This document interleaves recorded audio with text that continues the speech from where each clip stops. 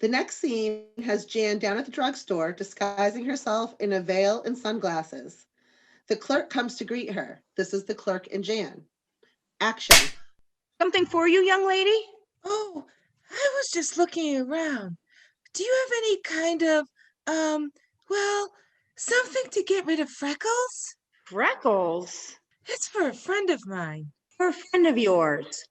I suppose these freckles are a real big problem? They're ruining her life, Oh, that's too bad. making her a social outcast. Oh, that's a shame. Pretty girl, I suppose, if it wasn't for these freckles. Well, she's not bad looking. I mean, not really ugly or anything. It's just, Those old freckles. I can see you understand. Indeed, I do. Well, is there anything I mean, she can use? Well, there are creams and ointments, but I wouldn't recommend those. You might want to suggest to your friend to use a little bit of lemon juice and to stay out of the sun. I sure will. Thank you. End scene. Next, Bobby and Cindy are in the girls' room hiding Jan's presents. Bobby, Cindy, and Jan. Action. We gotta hide these birthday presents somewhere where Jan won't look. Hey, how about under my bed? Sure. Yikes. Get under the bed. What's she doing with lemons? I guess she wants sour skin. End scene. Next, Jan goes into the bathroom. She rubs a lemon on her face, putting some more, and she hears Greg and Peter come in. Peter, Greg, and Jan. Action. You should have seen the neat girl Clark Tyson and I walked home with. Her name is Jenny Wilmer. Talk about cool. Yeah, I saw her. She's not bad. Oh, she's really neat. All the guys in the class are flipped. Well, I only saw her from a distance. Well, she's even better up close. Crazy eyes, lots of freckles. Boy, do they make her look out of sight. There goes your last excuse. It isn't the freckles. It's just dumb old you. End scene. Dumb old you. End scene. Dumb old you. End scene. Okay, next scene has Bobby coming down the stairs.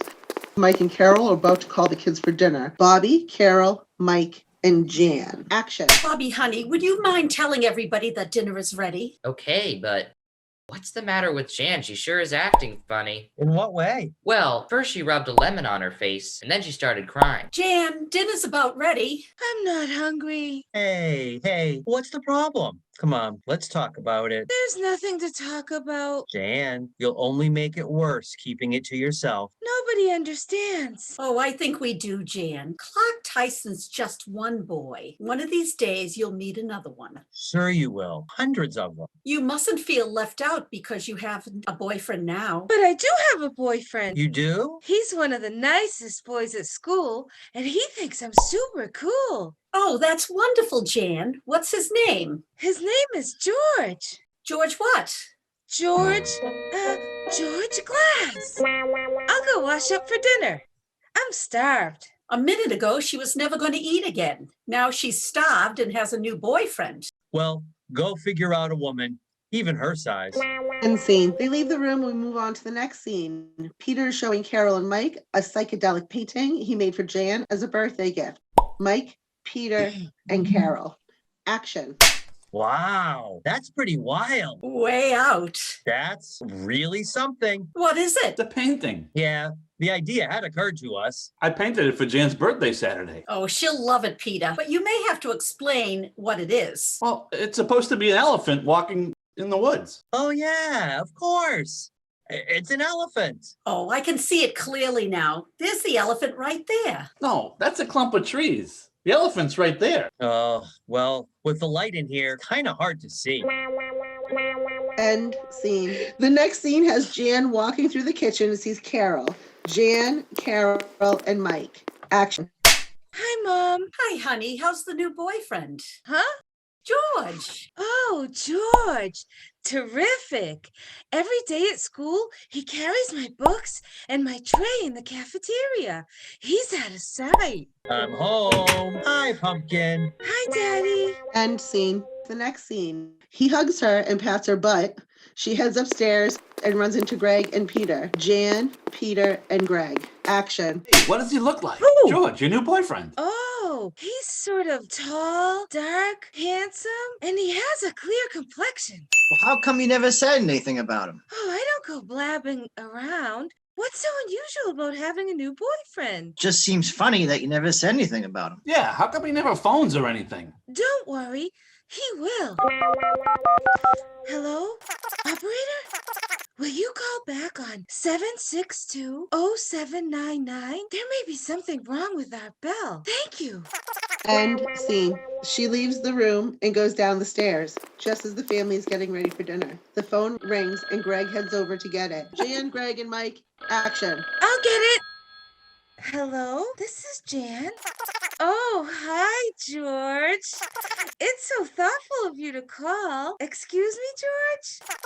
Do you mind? This is a personal phone call? Yes, George. I'm listening. Okay, you guys. End scene.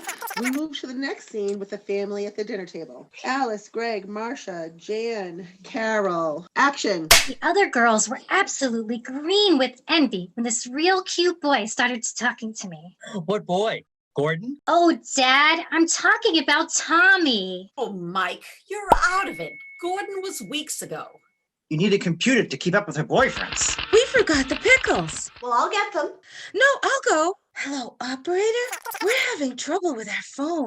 Will you call back at 762-0799, please? Thank you. Hey, where are the pickles? Guess we're out of them. I'll get it. I'll put up a sign saying, watch out for housekeeper crossing highway. Oh, thanks, Alice. Here you go, Greg. Hello? Oh, hi, George. Sure, I can talk. It's so sweet of you to call, George. King George is back on the line. His father must own the phone company. Boy, is he giving her the rush.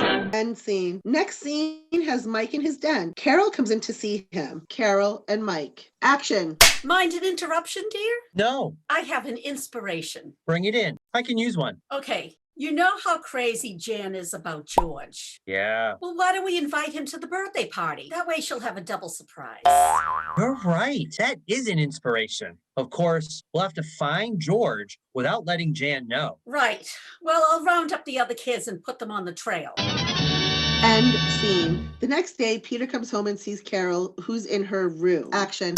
Hi, Mom. Hi, Mom. Hi, honey. How did it go? What about George? I couldn't find him. There's no George in Jan's class.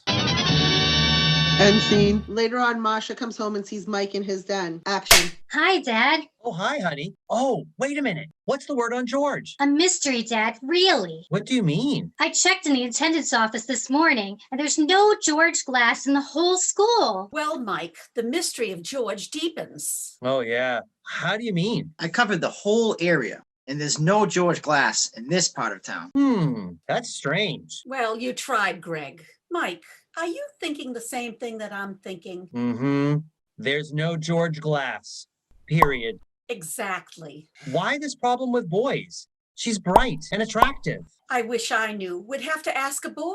End scene. The next scene has Clark in the kitchen. Clark and Carol. Action. So what did you want to ask me about, Mrs. Brady? Well, Clark, we've been curious about something. And since you're in Jan's class, we thought you might be able to help us. Well, I'll try. It's about Jan. How do the boys feel about her? Well, they all like her. They do. Yeah, she's a real good guy. Guy? Clark, Jan is a girl. Yeah, but she doesn't look too much like a girl, and she doesn't wear groovy clothes and all that kind of stuff. You don't say. She's a swell guy. Thanks, Clark. I get the picture. End scene. Okay, action. Dad, no pictures. I look terrible. I'll make sure to keep you off camera. Okay, let's go, Jan. Hi.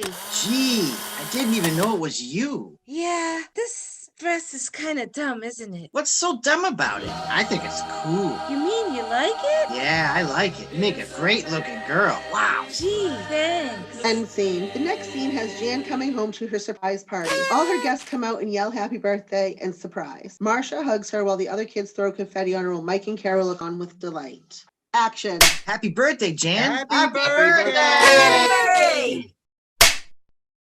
Happy Happy birthday. Happy birthday, Jan. Happy Happy birthday. birthday! Happy birthday! Happy birthday, Jan. Gee, thanks, Clark. Mom, Dad, it's terrific. I couldn't have been more surprised. Yeah. One thing though, how about George? Oh, it doesn't really matter. I've given up on George. To me, he doesn't even exist anymore. End scene. The final scene has the party going on while Mike and Carol are cutting the cake for guests. This has Carol, Mike, and Cindy. Action.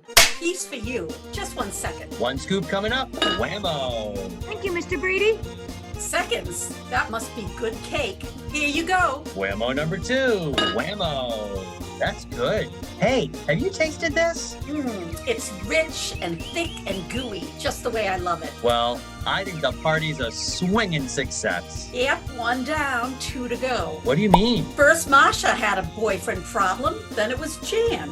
Cindy's next. Cindy? She's only 8 years old. She won't be interested in boys for a couple of weeks yet. Oh, Andrew, maybe we can go for an ice cream someday. I think I need to amend that prediction.